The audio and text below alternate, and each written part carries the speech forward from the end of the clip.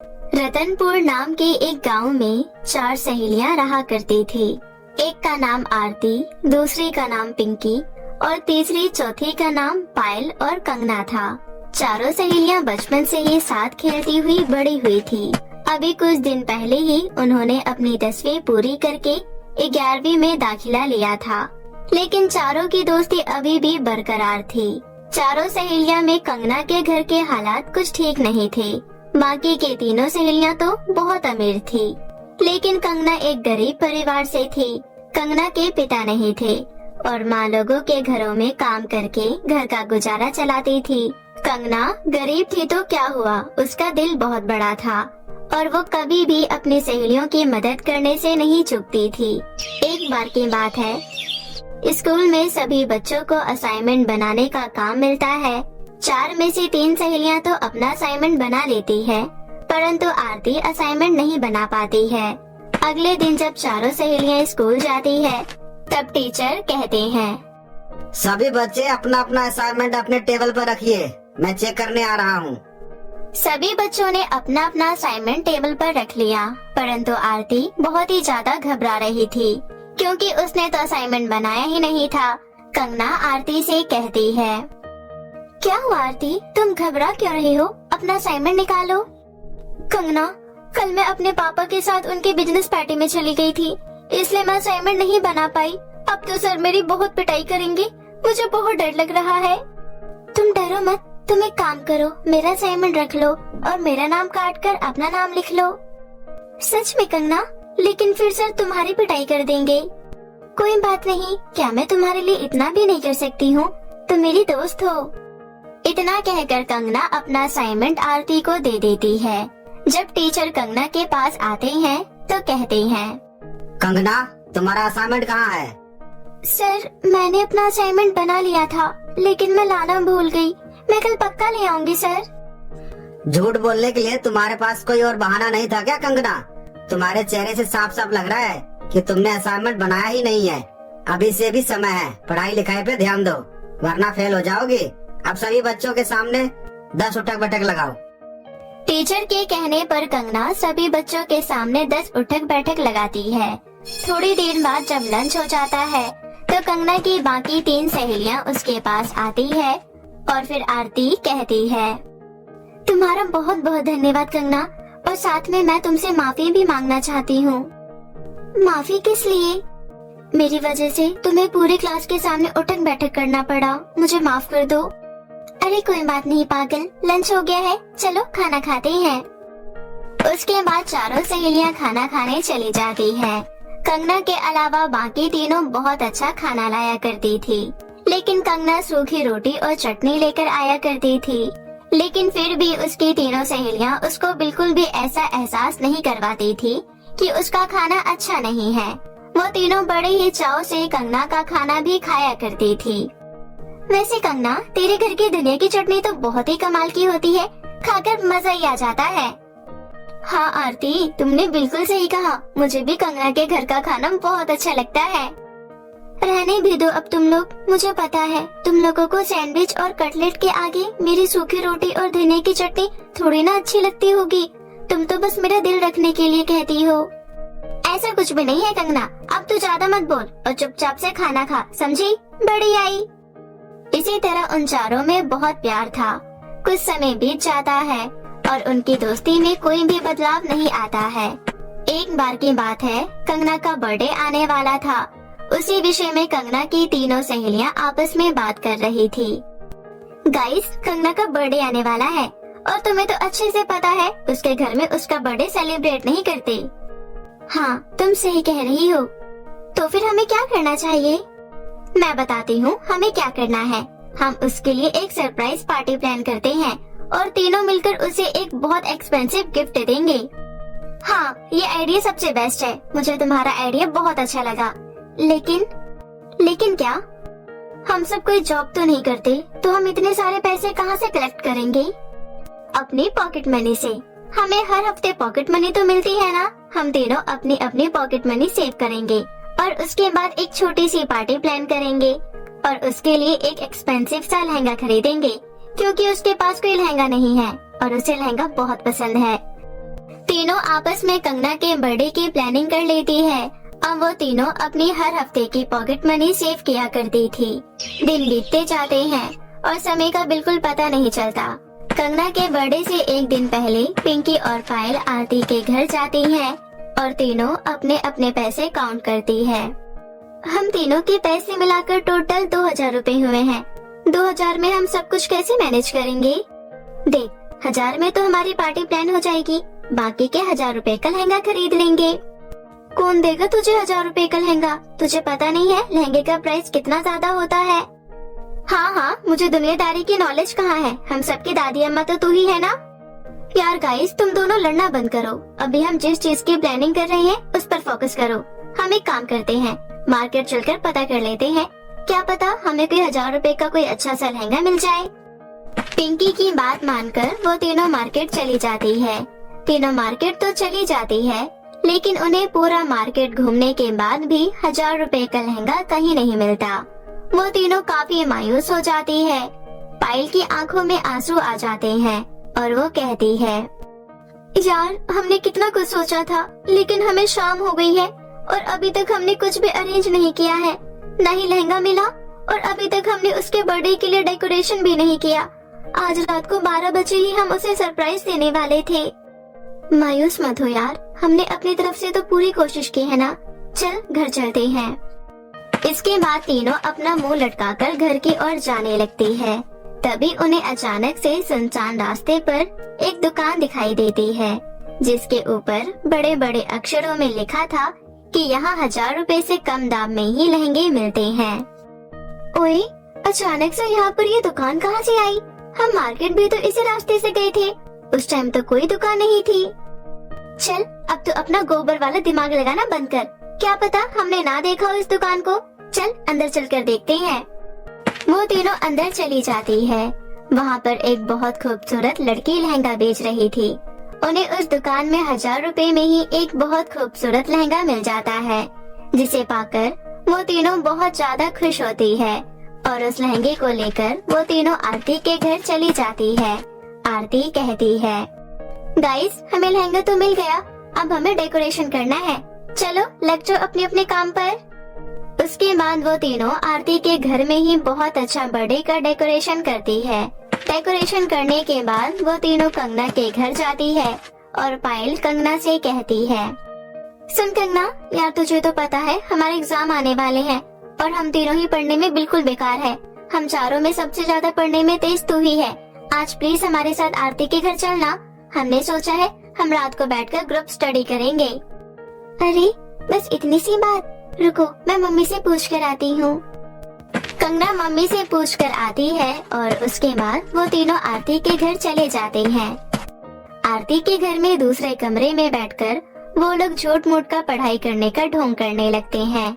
जैसे ही 12 बजते हैं वो सभी जोर से चिल्लाती है, हैप्पी बर्थडे कंगना। अरे यार, तुम लोगों को मेरा बर्थडे याद था? मुझे तो खुद ही मेरा बर्थडे याद नहीं था। Thank you so much. अच्छा अब किताबों को छोड़ और हमारे साथ चल। वो तीनों मिलकर कंगना को डेकोरेशन किए हुए रूम में लेकर जाती हैं। इतनी अच्छी सजावट और सुंदर सा केक देखकर कंगना बहुत खुश होती है। तभी वे लोग उसे लहंगा देती हैं। कंगना को लहंगा भी बहुत पसंद आता है और वो तुरंत अपने पुराने कपड़े चेंज करके वो लहंगा पहन लेती है। लहंगा कंगना के ऊपर बहुत जच रहा था। उसके बाद वो अपनी सभी सहेलियों के साथ केक कट करती है और पूरी रात वो लोग बहुत डांस करते हैं और पार्टी करते हैं। सुबह कंगना अपनी सहेलियों से कहती है, तुम लोगों का बहुत बहुत धन्यवाद। मैं अपना ये बर्थडे जीवन में कभी नहीं भूल पाऊंगी। थैंक यू सो मच मेरे बर्थडे को यादगार बनाने के लिए। चल चल अब ओवर एक्टिंग मत कर। कंगना की ये बात सुनकर सभी हंसने लगते हैं। उसके बाद कंगना अपने घर जाती है और अपनी माँ को सारी बात बताती है। कंगना की माँ भी बहुत खुश होती है। कंगना ने लहंगा पहना हुआ था। वो लहंगा पहनकर जैसे ही खाना खाने के लिए बैठती है, उसका खाना बहुत स्वादिष्ट पकवानों में बदल जाता है। ये सब देख कंगना को कुछ भी समझ नहीं आता। अरे ये सब कैसे हुआ? जैसे ही मैंने इस खाने को छुआ, मुझे ये स्वादिष्ट पकवान मिल गया खाने के लिए। फिर कंगना वो स्वादिष्ट पकवान बहुत खुश होकर खा लेती है। अभी तक उसे इस बात का अंदाजा भी नहीं था कि उसका लहंगा जो उसकी सहेलियों ने उसे गिफ्ट किया है वो एक जादुई लहंगा है। इसी तरह कुछ दिन बीत जाते हैं। सब कुछ नॉर्मल चल रहा था। एक बार की बात है, एक रात बहुत तेज बारिश होने लगती है। कच्चा मकान होने के कारण कंगना का मकान बारिश में ढह जाता है और कंगना और उसकी माँ बेघर हो जाती है। कंगना आस पड़ोस के लोगों से बहुत मदद मांगती है। मदद करो काकी, देखो हमारा घर ढह गया है, अब हम कहाँ रहेंगे? तो हमसे क्या कह रही है, हम तेरी कोई मदद नहीं कर सकते। कंगना मायूस होकर वापस अपनी माँ के पास चली जाती है, जो टूटे हुए मकान के आगे खड़ी होकर रो रही थी। रो मत माँ, देखना भगवान हमारी मदद जरूर करेंगे। तभी अचानक से कंगना का जादुई लहंगा, जो कि मलबे के नीचे दबा हुआ था, एकदम से बहुत बड़ा आकार ले लेता है और एक लहंगे के घर के रूप में बदल जाता है। ये सब देख दोनों माँ बेटी बहुत हैरान हो जाती है। माँ, ये तो वही लहंगा है जो मेरी सहेलियों ने मुझे मेरे बर्थडे पर गिफ्ट किया था। अच्छा, इसका मतलब उस दिन जो अचानक से अच्छे अच्छे पकवान मेरे सामने आ गए थे वो इस लहंगे के जादू से हुआ था। मतलब ये लहंगा जादुई है। चलो माँ, अंदर चलकर देखते हैं। फिर दोनों माँ बेटी उस लहंगे के घर के अंदर जाती हैं। वो घर बहुत ही विशाल था और बहुत आलीशान भी था। वहाँ उनकी जरूरतों की सारी चीजें मौजूद थी। कंगना बहुत खुश होती है। अगले दिन स्कूल जाने के लिए उसकी तीनों सहेलियाँ उसको बुलाने आती है, लेकिन वहाँ पर उसका घर ना देखकर एक लहंगे का विशाल घर देख वे तीनों हैरान हो जाती है। आरती, क्या ये अपनी कंगना का घर है? हाँ, और तुझे ये लहंगा कुछ जाना पहचाना नहीं लग रहा? अबे ये तो वही लहंगा है जो हमने उसको बर्थडे पर गिफ्ट किया था। वे लोग इस तरह से बातें कर ही रही थी कि तभी कंगना घर से बाहर निकलती है और उन्हें सारी बात बताती है। सारी बात जानने के बाद वो चारों सहेलियां उस दुकान पर जाती है जहाँ से उन्होंने वो लहंगा खरीदा था। जब वो वहाँ पहुँचती है तो देखती है कि वहाँ तो कोई दुकान ही नहीं है। ये सब क्या हो रहा है? मुझे तो कुछ भी समझ नहीं आ रहा। तुझे कुछ समझ आएगा भी नहीं बुद्धू, क्योंकि तेरे दिमाग में गोबर जो भरा है। इस तरह चारों सहेलियां हंसने लगती हैं। उस दिन के बाद से जादुई लहंगे के घर की वजह से कंगना को भी किसी चीज की कोई कमी नहीं होती और अब वो अपनी सहेलियों की तरह अपना जीवन खुशी खुशी व्यतीत करने लगती है। बहुत समय पहले की बात है।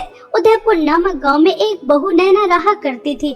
नैना स्वभाव की बहुत अच्छी थी, लेकिन नैना थोड़ी सांवली थी और उसके चेहरे पर कुछ निशान थे, जिस वजह से नैना को अपने ससुराल में बिल्कुल भी प्यार नहीं मिलता था। हमेशा उसे बहुत कुछ सुनना और सहना पड़ता था। नैना की एक ननद थी संजना। संजना हमेशा नैना को बहुत ज्यादा परेशान करती थी। एक दिन संजना की कुछ फ्रेंड उससे मिलने घर आती हैं। तभी नैना उन सभी के लिए नाश्ता बनाकर लेकर आती है। नैना को देखते ही संजना की सभी फ्रेंड्स जोर जोर से हंसने लगती हैं और वह तभी कहती हैं, अरे यार संजना, यह काली कलौटी कौन है? वैसे तो तू कॉलेज में बड़ी बनती फिरती थी, अपने आसपास काले और बदसूरत लोगों को भटकने भी नहीं देती थी, फिर यह इतनी काली कलौटी तेरे घर में क्या कर रही है? अगर मेरा अंदाजा सही है तो ये कहीं तेरी काली कलौटी बदसूरत दूसरी भाभी तो नहीं है? हाँ सपना, तुमने बिल्कुल सही समझा, ये संजना की नई भाभी है।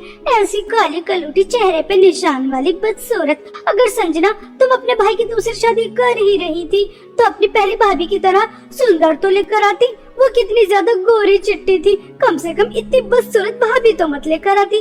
मगर ये तो बहुत सारा दहेज लेकर आई है ना। कल जो तुम कॉलेज में सोने की चैन पहन कर आई थी वो भी तुम्हारी भाभी लेकर आई है ना। शायद तुमने दहेज के लालच में अपने भाई की किस्मत फोड़ दी। इस तरह से संजना की सभी फ्रेंड्स हंस रही थी। संजना को अपनी बहुत ज्यादा इंसल्ट महसूस होती है और वह गुस्से में लाल अपने सभी फ्रेंड्स के सामने नैना को जोर से थप्पड़ मारती है और कहती है, मैंने आपसे कितनी बार मना किया है कि अपनी काली शक्ल लेकर बाहर मत आया करो। अगर आपने नाश्ता तैयार कर ही दिया था तो आप मुझे बुला लेती। कम से कम आपके आने से मेरी बेइज्जती तो नहीं होती। काली शक्ल लेकर कहीं भी चली जाती हैं, जैसे इस काली कलूटी शक्ल को देखने के लिए सब तड़प रहे हो। अब जाओ यहाँ से, सारा मूड खराब कर दिया। तुम्हारी वजह से मेरे दोस्तों में मेरी नाक ही कट गई। बेचारी नैना चुपचाप संजना की खरी खोटी बातें सुन रही थी और नैना आंखों में आंसू लेकर वहाँ से आ जाती है। यह सिर्फ आज की बात नहीं थी, हमेशा नैना के साथ ऐसा ही होता था। नैना को हमेशा अपने काले रंग की वजह से बहुत कुछ सुनना और सहना पड़ता था। ऐसे ही समय बीत रहा था। एक दिन संजना को देखने लड़के वाले आने वाले थे। तभी नैना की सास कमला नैना के पास जाती है और उससे कहती है, सुन मनहूस काली कलूटी, तेरी वजह से मेरी बच्ची के रिश्ते में कोई अड़चन नहीं आनी चाहिए। पिछली बार जब तू उसके दोस्तों के सामने गई थी तो मेरी बच्ची की बहुत बेइज्जती हुई थी, लेकिन मैं नहीं चाहती कि मेरी बच्ची के ससुराल वालों के सामने हमारी थोड़ी भी बेइज्जती हो। इसलिए पूरे घर की अच्छी तरह से सफाई कर घर का सारा काम खत्म कर बाहर चली जाना, और तब तक घर में मेहमान है, तब तक घर में आने की जरूरत नहीं है। तुझे देखकर उन्हें लगेगा कि हमने दहेज के लालच में आकर तो जैसी काली कलूटी निशान वाली बदसूरत लड़की को अपने घर की बहू बना लिया। चल अब घर के काम खत्म कर। मनहूस, मम्मी जी आप मेरे साथ ऐसा बर्ताव क्यों करती हैं? आपको तो पहले ही पता था कि मैं काली हूँ, मेरे चेहरे पर निशान है, फिर आपने मुझे अपने घर की बहू क्यों बनाया? मुझे मत बनाती। जैसी बहू आपकी पहली थी गोरी चिट्टी, वैसी ही बहू ढूंढ कर लेकर आ जाती। आपके बेटे भी मुझसे नाराज रहते हैं, मेरी तरफ देखना भी पसंद नहीं करते, हमेशा मुझे खरी खोटी सुनाते रहते हैं। आप भी मुझसे प्यार नहीं करती। क्या आप मुझे अपने घर की नौकरानी बना के लेकर आई थी? मैं इस घर की बहू हूँ, आप मेरे साथ ऐसा बर्ताव मत किया करें, मुझे बहुत दुख होता है। अब मैं जैसी भी हूँ आपकी बहू हूँ, बदल तो नहीं जाऊंगी। अरे वाह काली कलूटी, तू तो बहुत जल्दी भूल गई कि मैंने तुझे अपने घर की बहू क्यों बनाया। चल मैं तुझे बता देती हूँ। एक तो फ्री में मुझे नौकरानी मिल गई, मेरे घर के सारे काम हो जाते हैं। दूसरी बात, तेरे बाप ने मुझे इतना सारा दहेज दिया था जिस वजह से हम ऐश कर रहे हैं, वरना क्या तूने मुझे पागल समझा है? तो जैसी काली कलूटी बदसूरत को अपने घर की बहू बनाती। चल अब अगर तेरा ये ड्रामा खत्म हो गया हो तो घर के सारे काम खत्म कर, मेहमान आने ही वाले होंगे। ऐसा कहकर कमला वहाँ से चली जाती है और वही दूसरी तरफ बेचारी नैना पूरे घर की अच्छी तरह से सफाई करती है, अच्छे अच्छे पकवान तैयार करती है और उसके बाद जैसे ही लड़के वाले आने वाले होते हैं घर से बाहर चली जाती है और एक गार्डन में जाकर बहुत रोती है। अगर आज मैं सुंदर होती तो इस तरह से घर से बाहर नहीं होती, घर की खुशियों में शामिल होती, लेकिन मेरे साथ तो हमेशा से ऐसा ही होता आ रहा है।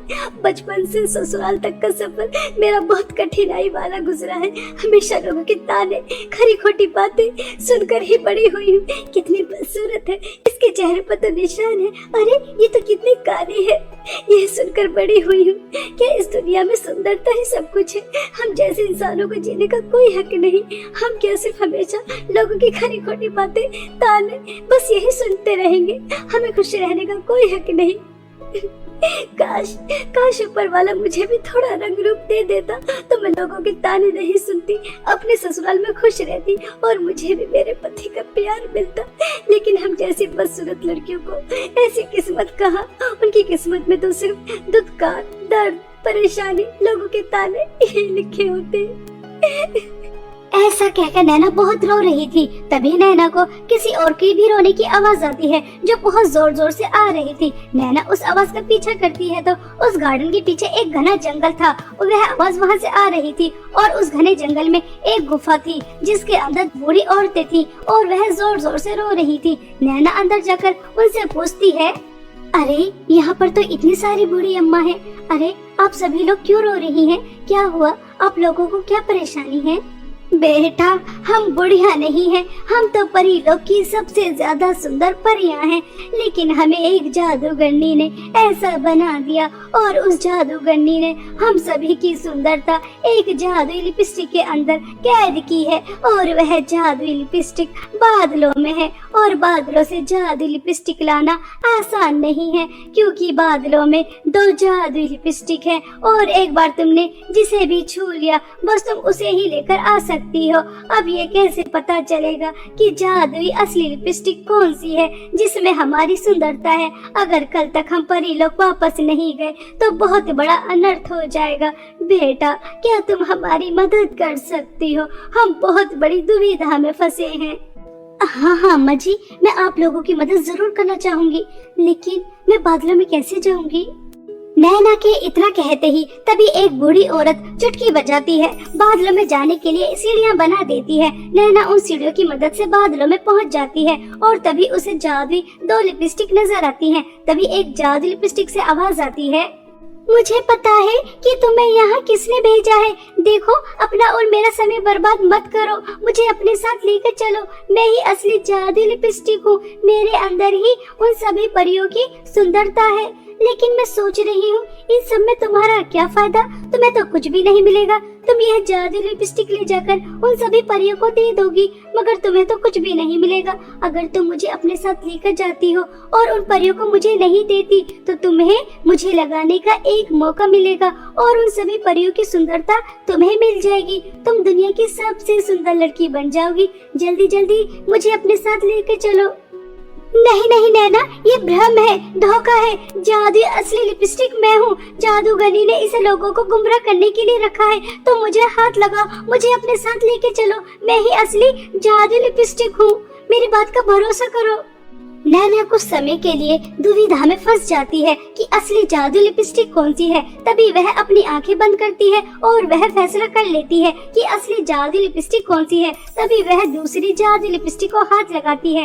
नैना के हाथ लगाते ही पहली जादुई लिपस्टिक गायब हो जाती है और वह दूसरी जादुई लिपस्टिक लेकर सभी परियों के पास आ जाती है और वह सभी परियां एक एक करके वह जादुई लिपस्टिक लगाती हैं, तो वह दोबारा से परियां बन जाती हैं। तभी एक परी नैना से कहती है, अरे वाह नैना, आज तक जो किसी ने नहीं किया वह तुमने कर दिखाया। तुम्हें कैसे पता चला कि जादुई असली लिपस्टिक कौन सी है?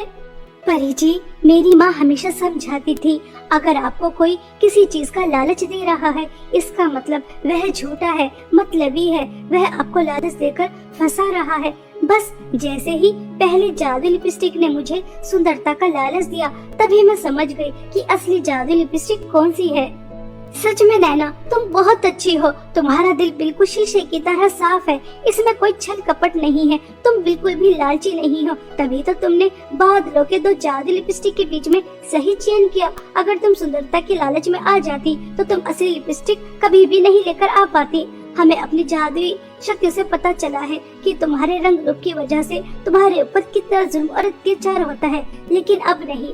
आज से यह जादुई लिपस्टिक तुम्हारी है। हमें जो चाहिए था वह हमें मिल गया। और हाँ, यह जादुई लिपस्टिक कभी भी लालची या बुरे लोगों के हाथ में नहीं लगनी चाहिए, क्योंकि बादलों की जादुई लिपस्टिक हमेशा अच्छे लोगों के ही काम आती है, लालची या बुरे लोगों के नहीं। ठीक है बेटा? परी की बातें सुनकर नैना बहुत ज्यादा खुश हो जाती है और सभी परियां बादलों की जादुई लिपस्टिक नैना को देकर परी लोग चली जाती हैं। परियों के जाने के बाद नैना वह जादुई लिपस्टिक जैसे ही लगाती है तो वह बहुत ही ज्यादा सुंदर हो जाती है, बिल्कुल परियों की तरह। खुद को इतना ज्यादा सुंदर देखकर नैना बहुत ज्यादा खुश होती है। अरे वाह, मैं इस जादुई लिपस्टिक की वजह से कितनी ज्यादा सुंदर हो गई। अब मुझे मेरे ससुराल में सम्मान मिलेगा, सब मुझसे प्यार से बातें करेंगे, मेरे पति भी मुझसे नाराज नहीं रहेंगे। मुझे तुरंत घर जाना चाहिए। आज मैं बहुत ज्यादा खुश हूँ। नैना खुशी खुशी घर चली जाती है। नैना को देखते ही संजना, कमला, नैना का पति सुरेश चौंक जाते हैं कि इतनी ज्यादा सुंदर लड़की कौन है और इनके घर में क्या करने आई। तभी संजना नैना से कहती है, अरे तुम कौन हो? मम्मी, यह लड़की कितनी ज्यादा सुंदर है। ऐसा लग रहा है जैसे मैं सपनों में परियों को देखती थी, बिल्कुल वैसे ही, बिल्कुल परियों की तरह सुंदर। तुम कौन हो? किससे मिलने आई हो? तुम्हें किससे मिलना है? संजना दीदी, मैं कोई परी नहीं हूँ, बल्कि मैं आपकी भाभी नैना हूँ। नैना तो इतनी काली कलूटी बदसूरत थी, अचानक इतनी ज्यादा सुंदर कैसे हो गई? मम्मी जी, मुझे परियों ने जादुई लिपस्टिक दी, जिसे लगाते ही मैं इतनी ज्यादा सुंदर हो गई। अब तो आप मुझे काली कलूटी बदसूरत नहीं कहेंगी, मुझसे प्यार से बात करेंगी। मम्मी, रात बहुत ज्यादा हो गई, मुझे नींद आ रही है, मैं सोने जा रही हूँ। सुबह जल्दी उठकर आप सभी के लिए नाश्ता भी तो बनाना है। ऐसा कहकर नैना सोने के लिए चली जाती है और बादलों की जादू लिपस्टिक छुपाकर कहीं रख देती है ताकि फ्यूचर में कभी किसी को जादू लिपस्टिक की जरूरत पड़े, लेकिन उससे पहले वह किसी भी लालची इंसान के हाथ न लगे, इसलिए वह बहुत अच्छी तरह से उसे छुपाकर रख देती है। वहीं दूसरी तरफ नैना को इतना ज्यादा सुंदर देखकर संजना की रातों की नींद उड़ जाती है और वह एक दिन सोचती है, जब इतनी काली कलूटी बदसूरत दिखने वाली लड़की इतनी ज्यादा सुंदर हो सकती है, बिल्कुल परियों की तरह, मैं तो पहले ही कितनी ज्यादा सुंदर हूँ। अगर जादुई लिपस्टिक मैंने लगा ली तो मैं न जाने कितनी ज्यादा सुंदर हो जाऊंगी। मुझे वह जादुई लिपस्टिक चुराकर लगा लेनी चाहिए। हाँ, यह ठीक रहेगा। ऐसा सोचकर संजना जादुई लिपस्टिक ढूंढने के लिए नैना के रूम में चली जाती है, लेकिन संजना को इतनी आसानी से बादलों की जादू लिपस्टिक नहीं मिलती। बहुत मुश्किलों के बाद संजना को वह जादू लिपस्टिक मिल जाती है और वह खुशी खुशी अपने रूम में लेकर आ जाती है। लेकिन जैसे ही संजना बादलों की जादू लिपस्टिक लगाती है तो वह बहुत ही ज्यादा बदसूरत हो जाती है। खुद को इतना ज्यादा बदसूरत देखकर वह जोर जोर से रोने लगती है, लेकिन अब कुछ नहीं हो सकता था। उसे उसके लालच और बुरे स्वभाव की सजा मिल जाती है। अगले दिन कमला अपनी बेटी को इतने ज्यादा बदसूरत देखती है तो उसे भी बहुत ज्यादा दुख होता है।